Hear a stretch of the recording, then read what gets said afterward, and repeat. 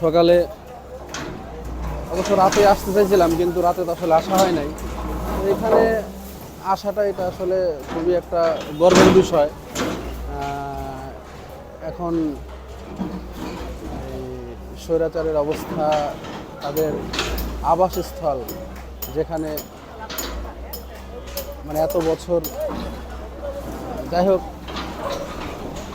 তো আমি আপনাদেরকে একটু যদি এখানে দেখাই, বুলডোজার দিয়ে বাড়ি ঘরগুলো ভাঙা হচ্ছে। এটা আসলে খুবই একটা আনন্দের বিষয়। হাজার হাজার মানুষ এখানে আসছে, ফজরের পরপরই মনে হয় আসতে চলে।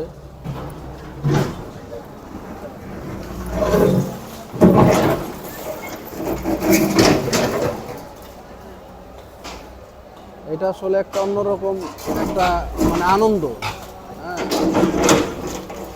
এছাড়া আর কিছু না। এটা হলো একটা আনন্দ, হ্যাঁ, আনন্দ। দেখেন প্রত্যেকটা মানুষ আনন্দ উপভোগ করতে তারা যে যার বাড়ি ঘর ছেড়ে চলে আসছে এখানে এত সকালবেলায়।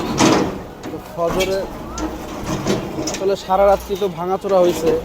আমি যদি আপনাদেরকে দেখাই, এখানে আপনার হাজার হাজার মানুষ, হ্যাঁ, সবাই কিন্তু এই এই এই আনন্দ মানে তারা ভাগাভাগি করতে আসছে। সবার হাতেই মোবাইল আছে, সবাই এই স্মৃতিকে নিজেদের স্মৃতির পাতায় আঁকড়ে ধরে রাখার জন্য তারা, আমি যদি বিল্ডিংয়ের উপরে দেখাই, ওইখান থেকেও দেখেন মানুষজন আপনার ভিডিও করছে। এটা আসলে মানে কি যে একটা আনন্দ, এই আনন্দ আসলে বলার কায়দা নাই। যারা এখানে আছে তারা মানে উপলব্ধিটা আসলে তারাই করতে পারতেছে যে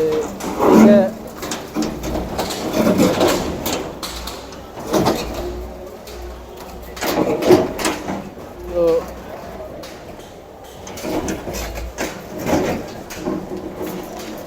রাতভরই তো এখানে আসলে এই বুলডোজার দিয়ে ভাঙাচোরা হয়েছে।